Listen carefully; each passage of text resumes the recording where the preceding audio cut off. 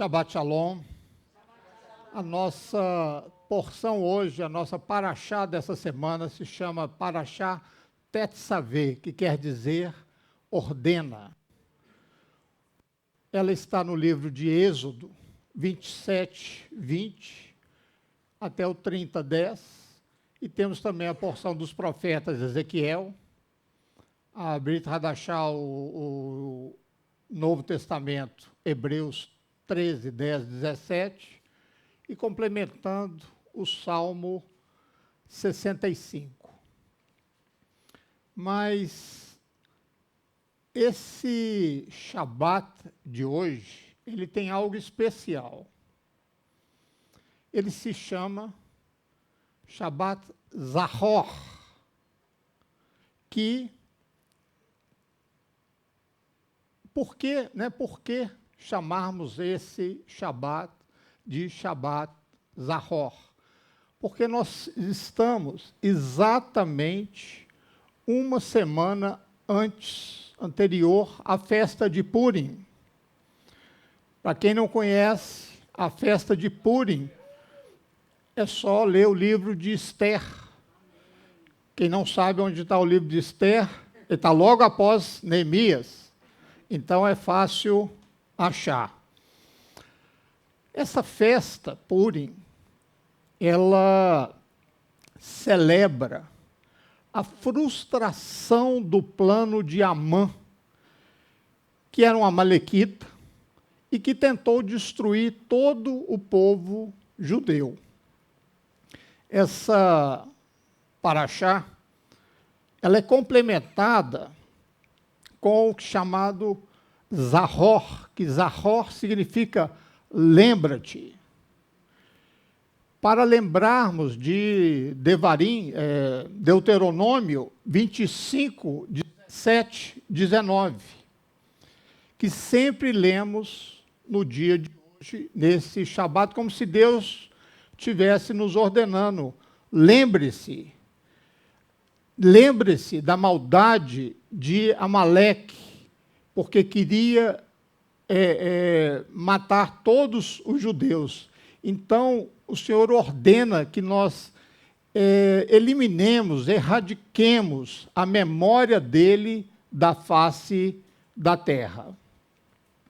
No Shabat tradicional, tira-se os rolos, né, da arca Aron HaKodesh. Nossa está em projeto no céu, mas breve esse projeto vai descer para nós e nós vamos ter ela aqui, ao vivo e a cores, pela graça do Senhor. E quando tiramos esses dois rolos da Torá, no primeiro rolo nós lemos exatamente a porção dessa paraxá de hoje. E são chamadas 7 pessoas para virem à frente ler esse texto. E no segundo rolo, lê-se Zahor, que é o que está em Deuteronômio 25, 17, 19. Então,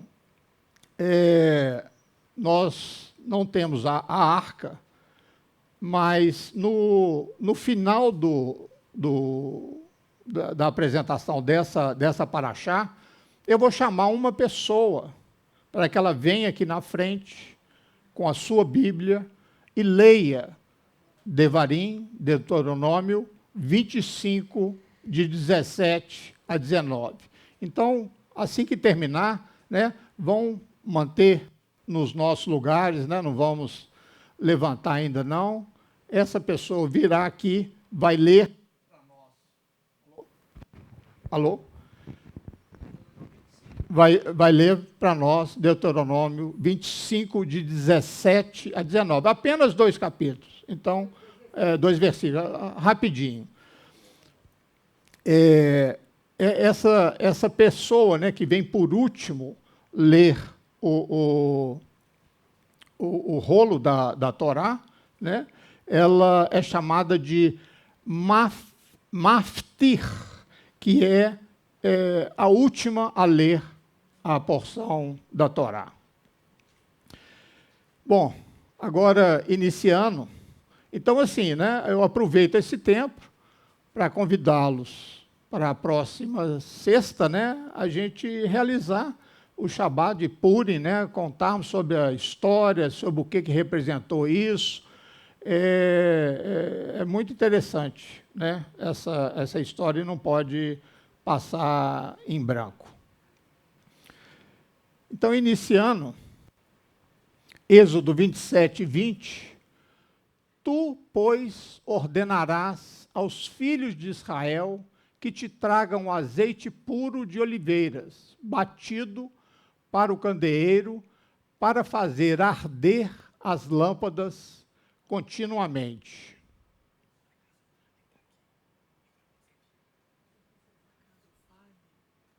Tá. A oliveira, né, ela é um símbolo de Israel, né, um dos símbolos de Israel, que tem os frutos formosos, né, as famosas azeitonas. E uma oliveira não morre, porque à medida que ela vai envelhecendo, que alguns galhos deixam de dar frutos, eles são podados, esses ramos velhos, e aí saem ramos novos, e os frutos brotam e continuamente começa a dar fruto. A oliveira, algumas curiosidades, né, sobre a oliveira, ela necessita de 10 anos para começar a dar fruto. Mas o seu maior rendimento não acontece com menos de 40 anos. A folha dela mantém-se sempre verde. É uma árvore que não precisa de muita água, mesmo sendo plantada num clima muito quente e muito seco. O azeite, né, que é o fruto das oliveiras, ele é um líquido muito saudável para o corpo, recomendado, né, por vários nutrólogos, nutricionistas. E ele tem várias utilidades e serve até como combustível, né, para as lâmpadas de azeite, né? Hoje nós não temos mais as lâmpadas de azeite, mas funcionava como combustível para mantê-las acesas, né? Como no caso da menorá.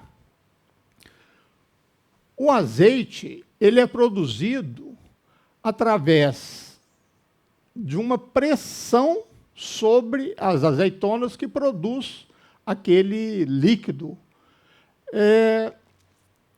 E eu fico pensando também que, às vezes, nós também sentimos uma forte pressão e, com isso, a gente se agarra a Deus, se agarra a Elohim, se agarra ao Eterno e somos também purificados nos nossos corações. Não é a vida tranquila, mansa, que nos faz mais puros, mas sim a pressão, a mesma pressão que as azeitonas recebem para liberar aquilo que elas têm de melhor. Todos os demais líquidos, eles podem se misturar, mas o azeite não se mistura com os demais líquidos, simbolizando que a nação de Israel, ela não foi assimilada por outras nações, ela manteve a sua identidade. A identidade vai permanecer para sempre. As 10 tribos que se perderam a sua identidade. Mas isso, ao longo de 2000 anos, elas têm recuperado essa identidade. Mas houve uma tribo remanescente que nunca perdeu a sua identidade, que é a tribo de Judá, e também parte da tribo de Levi e parte da tribo de Benjamim. Outra coisa interessante é que se o azeite é colocado juntamente com outros líquidos, ele vai flutuar sempre por cima. E assim são as pessoas que cumprem a vontade do Eterno. Elas são elevadas acima das pessoas do mundo que não querem ter uma intimidade com o Senhor.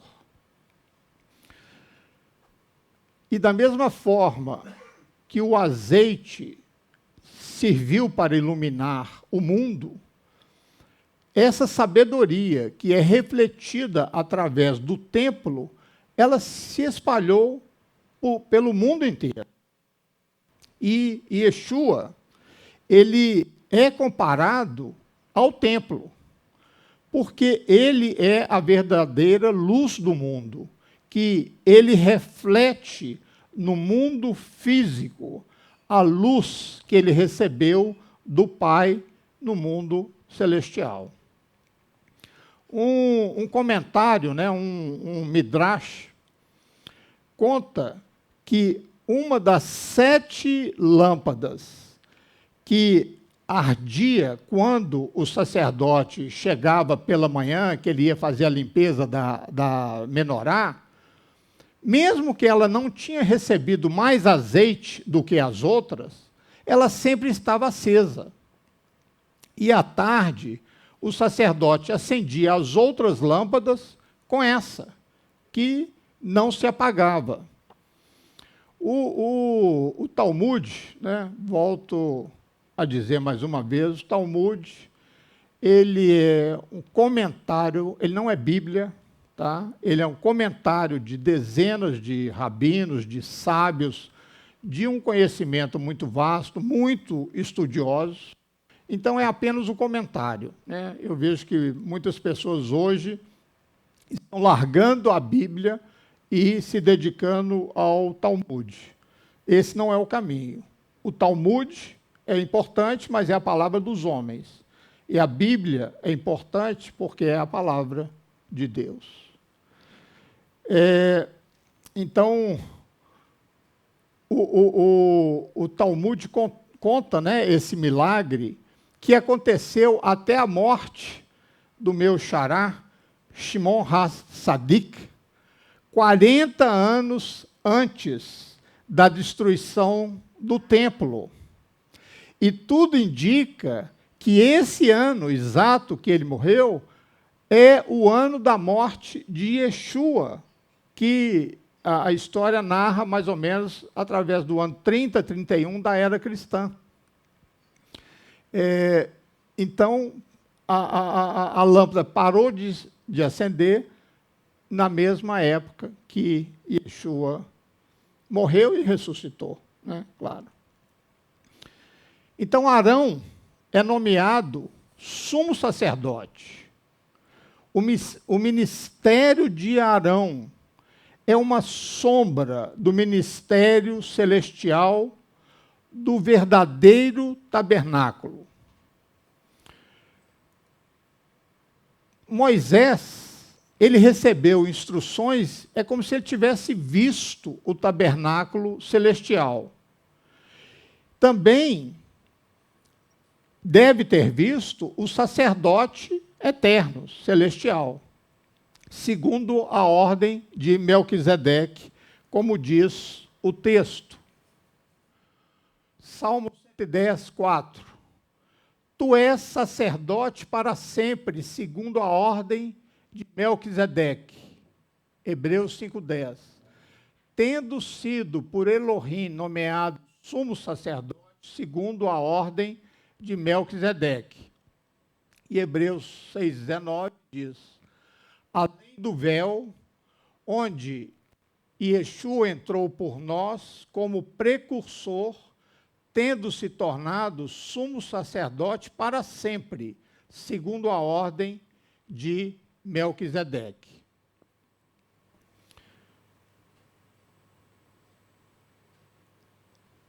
E também,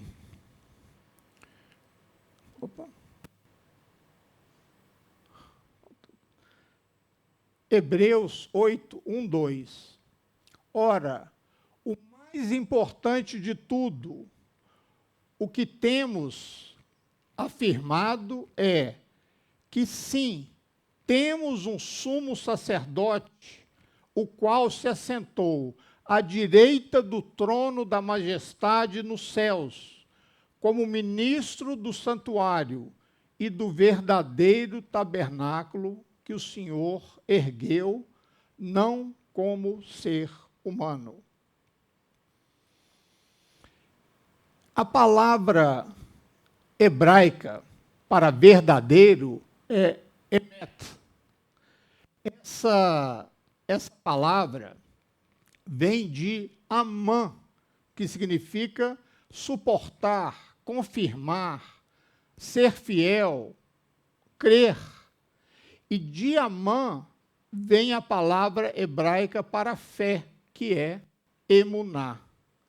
Por isso, quando está falando aqui, que nós lemos no versículo, fala do tabernáculo verdadeiro, não implica que o tabernáculo terreno não seja real, não seja verdadeiro, mas quando ele diz um tabernáculo verdadeiro, ele está dizendo um tabernáculo eterno. E da mesma forma que há um tabernáculo eterno e celestial, há também o sacerdote eterno e celestial. Assim também o Messias a si mesmo não se glorificou para se tornar sumo sacerdote, mas o glorificou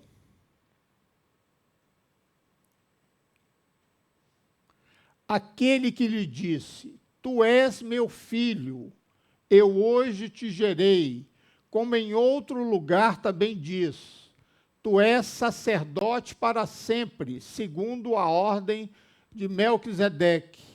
Aprendeu a obediência pelas coisas que sofreu e, tendo sido aperfeiçoado, tornou-se o autor da salvação eterna para todos os que lhe obedecem, tendo sido nomeado por Elohim sumo sacerdote, segundo a ordem de Melquisedeque.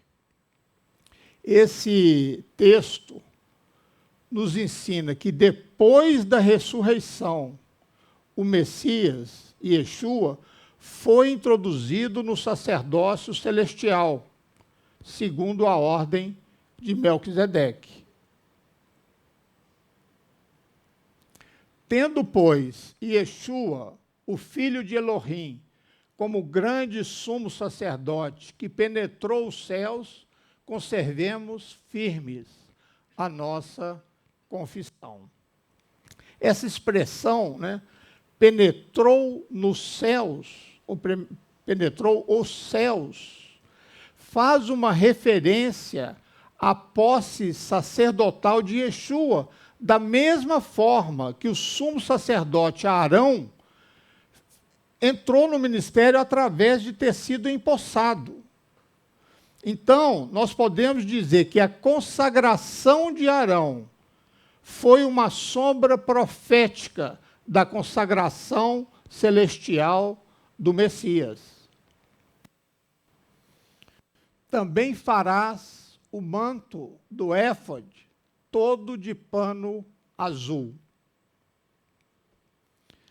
Quando Arão foi vestido, né, com esse manto azul do éfode, já era um ato profético que apontava para o Messias que iria subir aos céus depois da ressurreição. A cabeça de Arão estava acima do manto azul, porém o seu corpo estava abaixo do manto azul. O que isso está dizendo? Que o Messias, que é a cabeça do seu povo, ele está sentado sobre os céus, porém o seu corpo físico está debaixo dos céus. como ele esteve aqui na terra e como irá voltar aqui na terra, o corpo físico estará. Essa é a representação do manto, da roupa. Porque o ministério levítico, ele fala dos homens mortais. O ministério segundo a ordem de Melquisedeque, em hebraico, Malquitzedek, que significa rei de justiça, baseia-se sobre uma vida eterna. Porque assim se testifica: tu és sacerdote eternamente segundo a ordem de Melquisedeque. Como Melquisedeque é apresentado em Gênesis sem genealogia, é como se estivesse apontando para o eterno. Por isso, o Eterno diz que o ministério sacerdotal do Messias tem que ser segundo a ordem de Melquisedeque. Por quê? Tem que ter o caráter eterno. E isso nos ensina que Yeshua não entrou no ministério até que ressuscitasse, porque para ele se tornar imortal, ele tinha que morrer e ressuscitar, para ser colocado como sacerdote após a ressurreição, segundo a ordem de Melquisedeque. Todo o ministério do sumo sacerdote, no caso de Arão, inclui a sua vestimenta, a fala do ministério que o Messias tem desde a ressurreição até agora. Essa que é a razão que a Torá entra com tantos detalhes relativo à roupa do sacerdote. Eu aqui dei uma resumida, né? Não iria fazer todos esses detalhes, mas a Torá desce aos mínimos detalhes. Porque quando a Torá ela repete um tema, é porque ele tem suma importância. O sumo sacerdote, Arão, ele simboliza o Messias no seu ministério celestial. E os filhos de Arão simbolizam os filhos do Messias, que serão os seus discípulos. Eles também receberam um ministério sacerdotal, também segundo a ordem de Melquisedeque. E é importante a gente entender e estudar essas sombras para podermos entender a função, a nossa função no tabernáculo oficial. E farás vestes santas a Arão, teu irmão, para glória e ornamento. Falarás a todos os que são sábios de coração, a quem eu tenha enchido do espírito de sabedoria, que façam vestes a Arão para santificá-lo, para que me administre o ofício sacerdotal. As vestes, elas serviam para três coisas. Primeira, para a glória. Segundo, para esplendor, né? Era uma coisa riquíssima. E terceiro, para a consagração do ministério sacerdotal. O sumo sacerdote, ele tinha 8 vestes. Nas Escrituras, o número 8 é um número especial, né? Simboliza o sobrenatural entrando no natural. É provável que é nesse dias que os novos céus e nova terra virão, depois do 7º milênio, depois de Adão.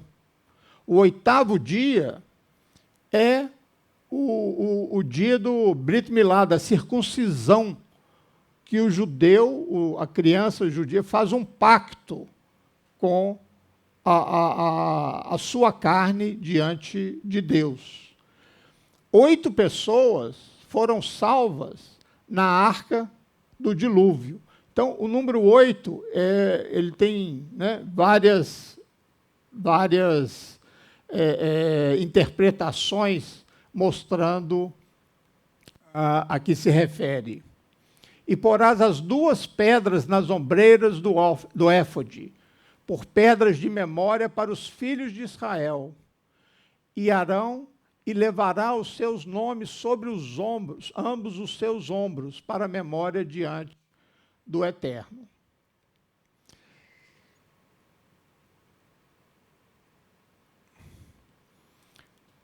Como eu já disse, Arão representa o Messias. A gente aprende que sobre os ombros do Messias estão os nomes das 12 tribos de Israel. Isso está nos ensinando que Yeshua levou para o madeiro, sobre os seus ombros, da onde ele andou, né, da cidade até o lugar que ele foi crucificado, ele estava levando o pecado e a morte das 12 tribos de Israel. Mas como Israel é uma nação sacerdotal, ela representa todas as nações. Então, ele estava levando sobre os seus ombros o pecado de todo mundo, que era representado pelas 12 tribos. Isaías 53, 11 diz: o trabalho da sua alma ele verá e ficará satisfeito. Com o seu conhecimento, o meu servo, o justo, justificará muitos, porque as iniquidades dele levará sobre si. E também, Êxodo 28, 15, farás também o peitoral do juízo, de obra esmerada, conforme a obra do éfode, o farás, de ouro, e de pano azul, e de púrpura, e de carmesim, e de linho fino, torcido, o fará. A gente encontra 2 possíveis explicações para por que chamar, né, o peitoral do juízo. A primeira consta no Talmud, que diz que é chamado assim porque ele faz expiação pela perversão da justiça. E a outra, que ele é chamado peitoral do juízo, porque prova as afirmações que faz através do Urim Tumim, e as suas promessas são verdadeiras.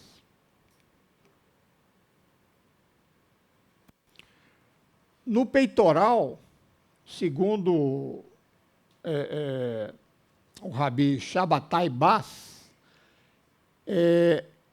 ele diz que as letras, quando as pessoas faziam uma pergunta, as letras que estavam no peitoral se moviam de forma a dar a resposta. E vestirá com eles a Arão, teu irmão, e também os seus filhos, e os ungirá, e os consagrarás, e os santificarás, para que me administrem o sacerdócio.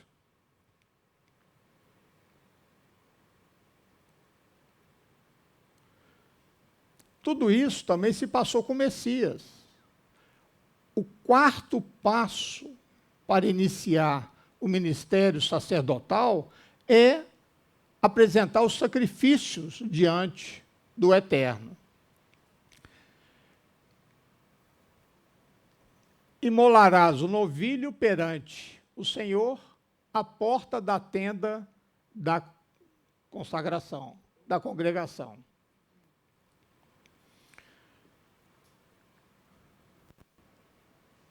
E Êxodo 29, 21, tomarás então do sangue sobre o altar e do óleo da unção e os aspergirás sobre Arão e suas vestes, e sobre seus filhos e as vestes de seus filhos com ele, para que ele seja santificado, e as suas vestes também, seus filhos e as vestes de seus filhos com ele. O que está dizendo aqui?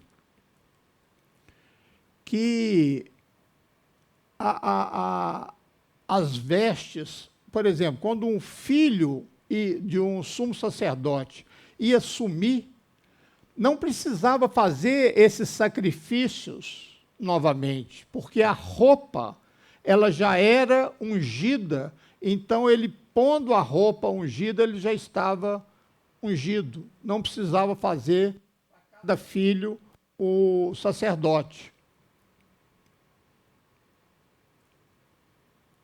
As roupas, elas ficavam já consagradas.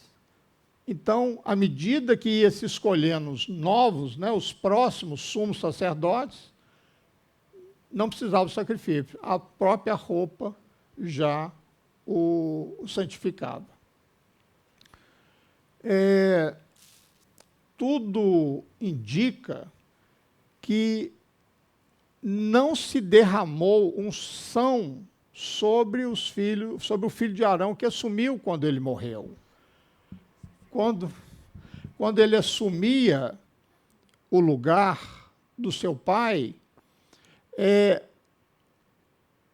a roupa ungida o consagrava automaticamente.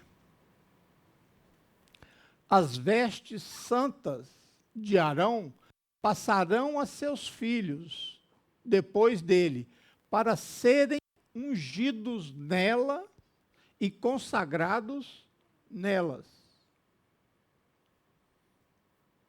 Êxodo 29, 29.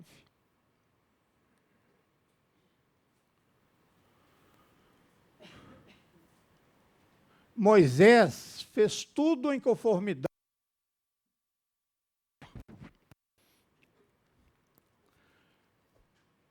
Subiram o Monte Or,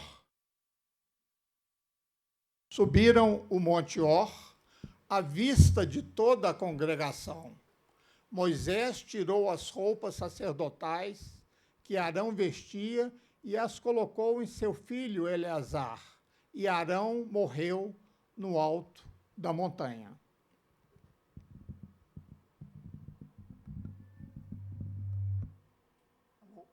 Alô?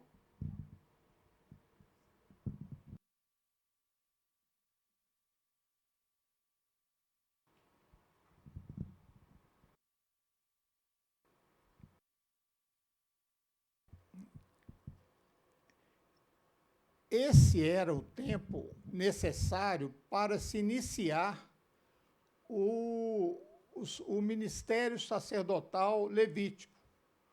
No livro de Ezequiel, que fala do milênio do Messias, quando o templo for restaurado, nós podemos encontrar todos os sacrifícios estabelecidos na Torá que foram dados a Moisés, menos o da tarde. É provável que foi omitido porque nessa hora foi a hora da morte de Yeshua, como fala em Ezequiel 46, 13, 15. A palavra hebraica para árduo, né, trabalho árduo, é avodá. Essa mesma palavra, ela significa servir a Deus. Trabalho árduo e servir a Deus são sinônimos. O que muitas vezes a gente aplica à ciência, aos negócios, pode ser aplicado também na vida com Deus. Alcançar uma forma de crescimento espiritual requer esforço, requer rituais diários. A pessoa, como imagem de Deus, que crê num Deus único, que crê no amor ao próximo, vale muito pouco até que ela transforme esses hábitos em hábitos de ação. Não adianta aquilo que você... só na sua mente. Se você não transformar em ação, é muito pouco. E depois de transformar em ação, ele tem que ser transformado em hábitos do coração. Acho que todos nós podemos lembrar de algum momento na nossa vida que nós tivemos uma grande ideia, um pensamento transformador, um vislumbre de um projeto que poderia mudar as nossas vidas. Mas passa um dia, passa uma semana, passa um mês, passa um ano, o pensamento é esquecido. Ele se torna uma memória distante.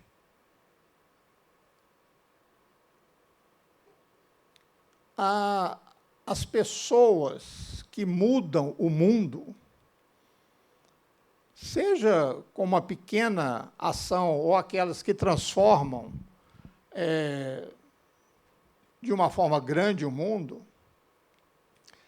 elas pegam as experiências de pico das rotinas diárias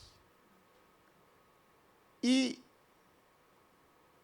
transformam os detalhes importantes numa disciplina de trabalho árduo ao longo do tempo. A grandeza da Torá é que ela pega esses ideais elevados, essas visões, essa fé, e transforma isso em padrão de comportamento. O nome halahá, que quer dizer rota, regras, para seguirmos, para estarmos de acordo com a Torá, ela envolve um monte de rotinas. E elas têm um poder de reconfigurar o cérebro. Elas têm o poder de disciplinar a nossa vida e também de mudar a forma que agimos. Muito do judaísmo pode parecer, para alguns, algo assim, meio entediante, banal, às vezes vulgar, repetitivo, rotineiro, colocado detalhes excessivos e até desprovido de inspiração. No entanto, é exatamente isso que acontece com quem escreve um romance, com quem compõe uma sinfonia, com quem dirige um filme, com quem pega um aplicativo e aí o aperfeiçoa, ou quem constrói um negócio de bilhões. Tudo é uma questão de muito trabalho, de atenção concentrada e de rituais diários. Você escala uma montanha e olha para baixo. Você está salvo do perigo. Você já escalou, está lá em cima e olhou para baixo.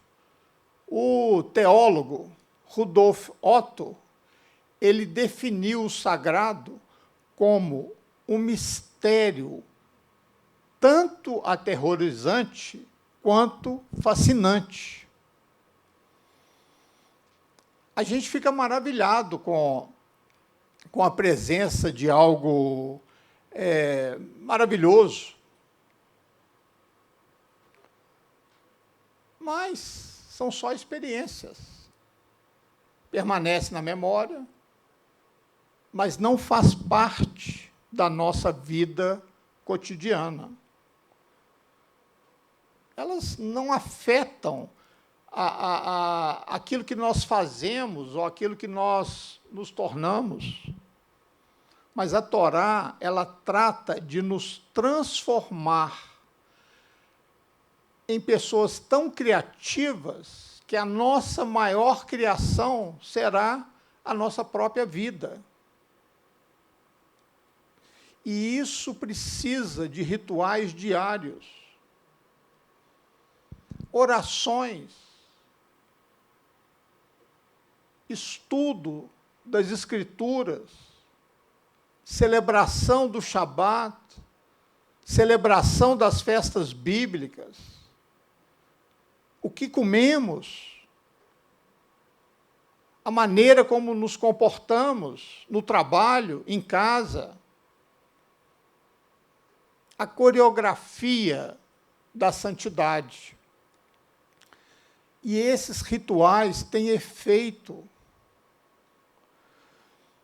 Agora, a gente sabe, por meio dos exames de PET scan, que exercícios espirituais repetidos reconfiguram o cérebro. Já é provado pela ciência. E isso nos dá uma capacidade maior de adaptação.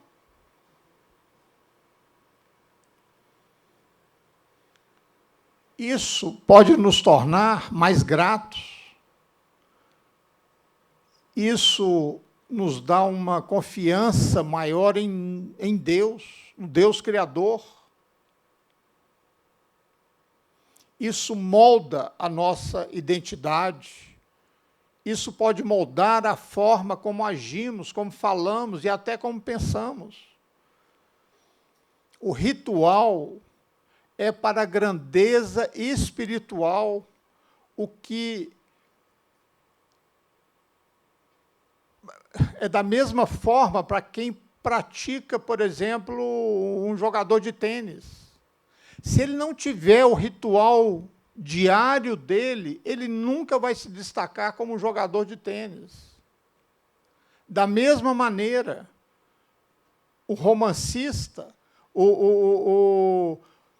os relatos financeiros que, por exemplo, o Warren Buffett deve ler, ele tem a rotina dele para executar e se destacar no meio de uma multidão.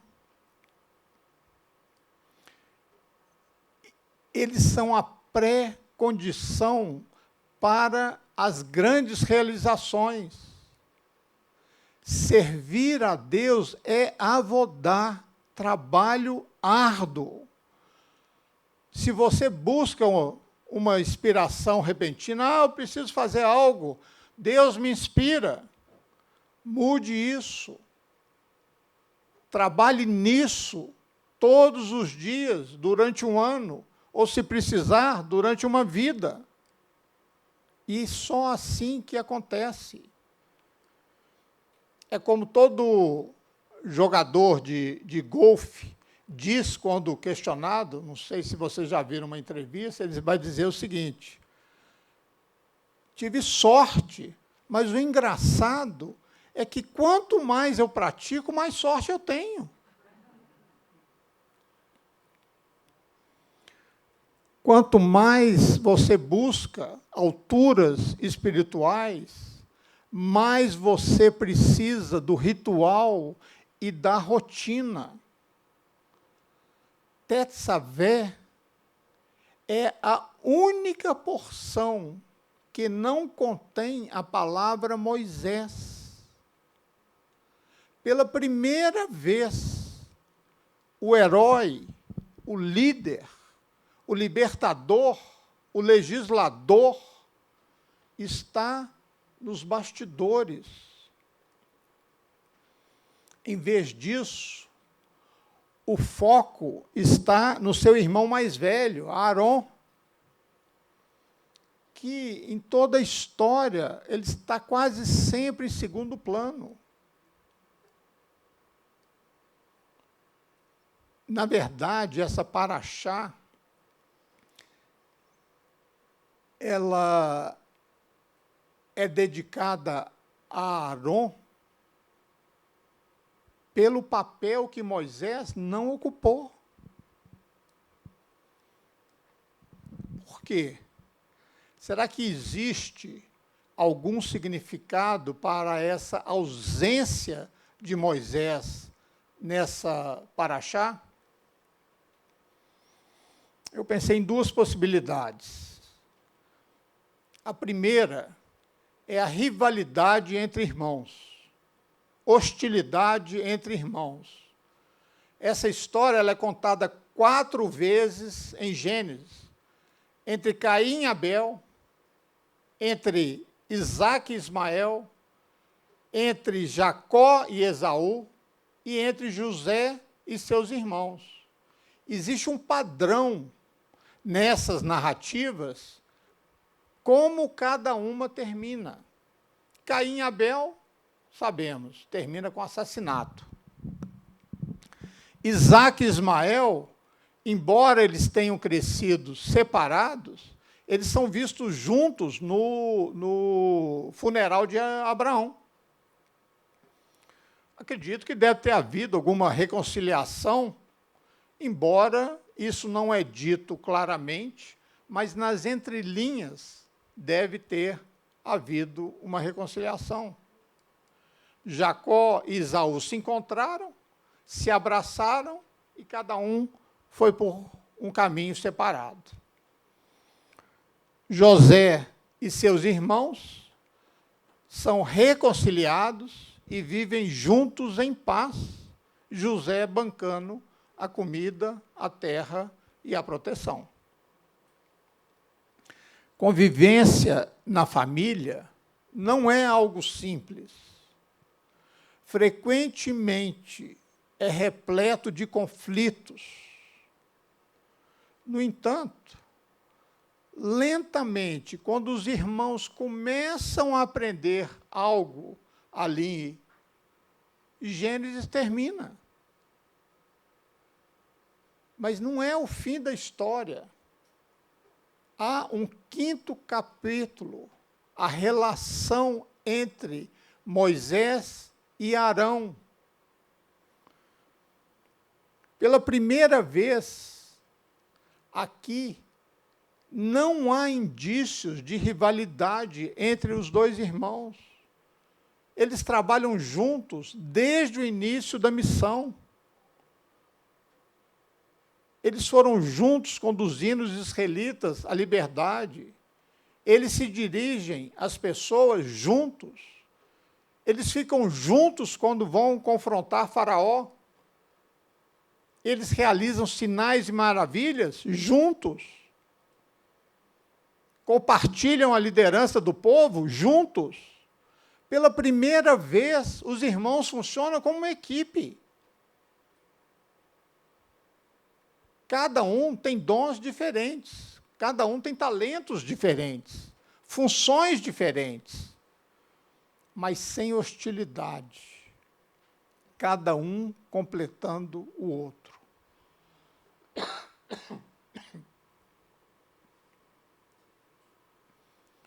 Como que isso é diferente, né, da história entre irmãos em Gênesis?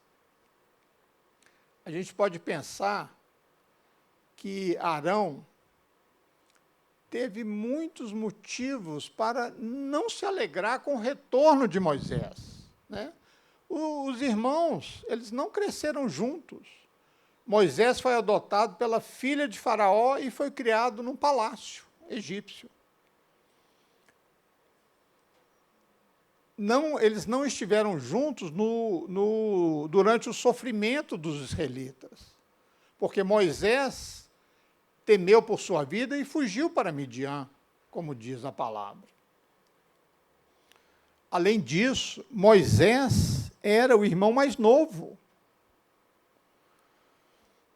E era Arão, que estava prestes a se tornar o líder do povo. No passado, sempre que o mais jovem pegava algo que o mais velho acreditava ser dele, era ciúme e briga. E Deus garante a Moisés, quando Arão te ver, ele se alegrará. Êxodo 4,14. E aconteceu. Moisés e Arão eram bastante diferentes, tanto em temperamento quanto em função. Moisés era um homem de verdade. Arão era um homem da paz. Não pode haver uma nação se ela não for inspirada por uma visão.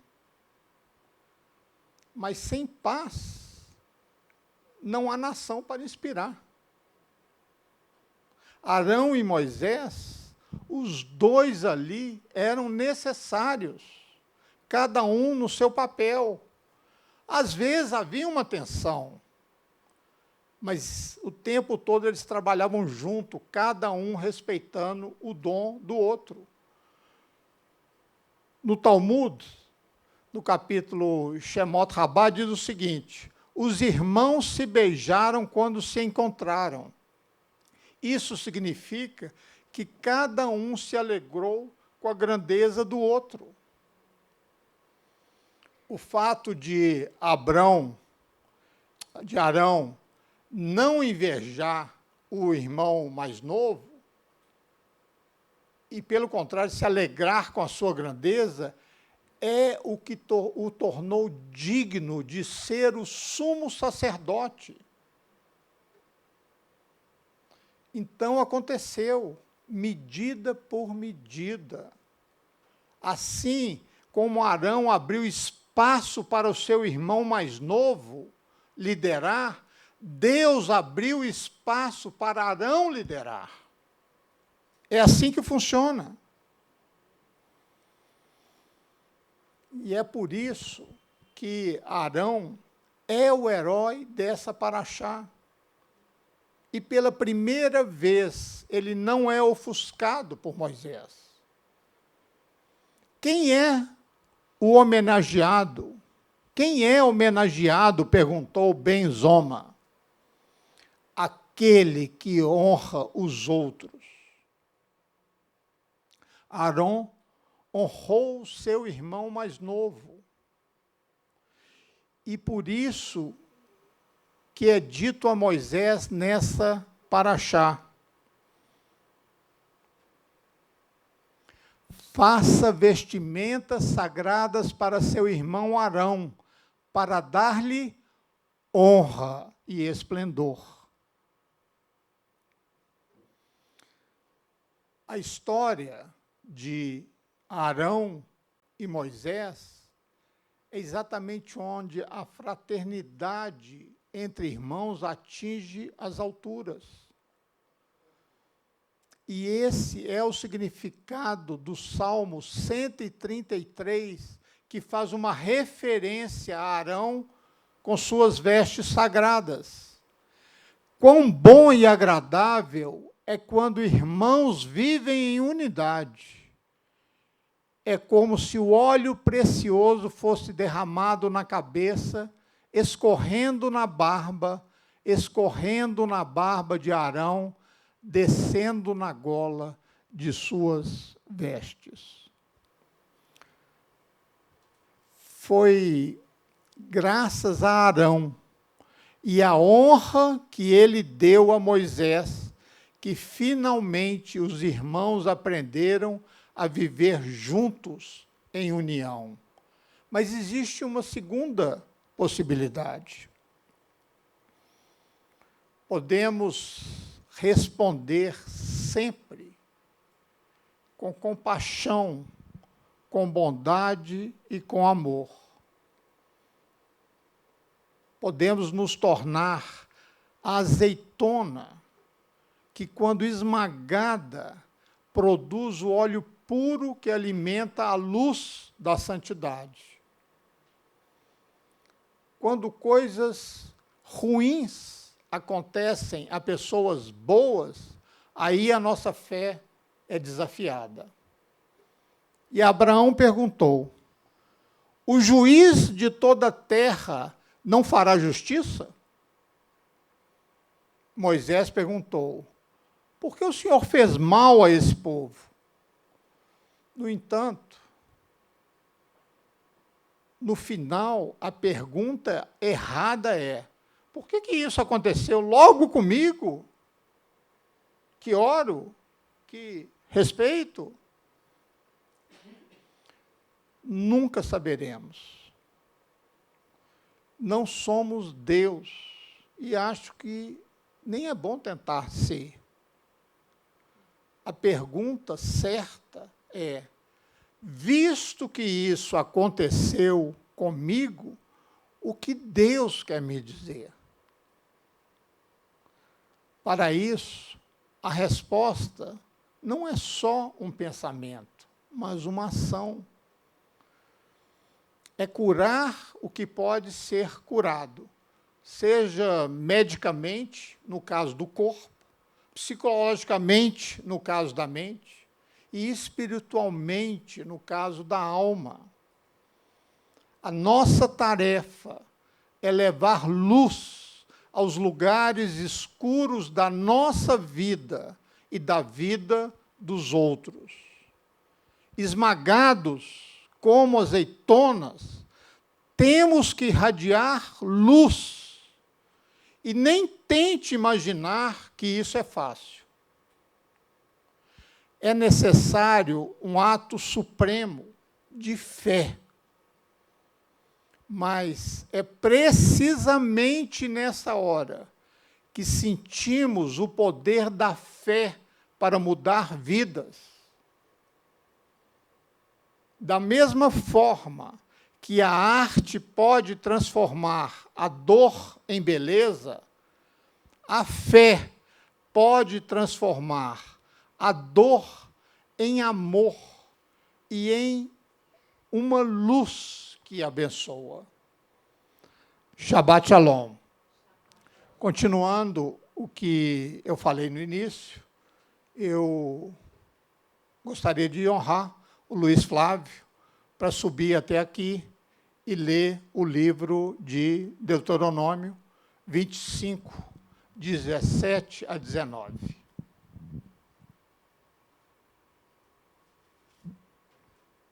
A escada é ali, ó. Luiz, a escada é aqui, ó.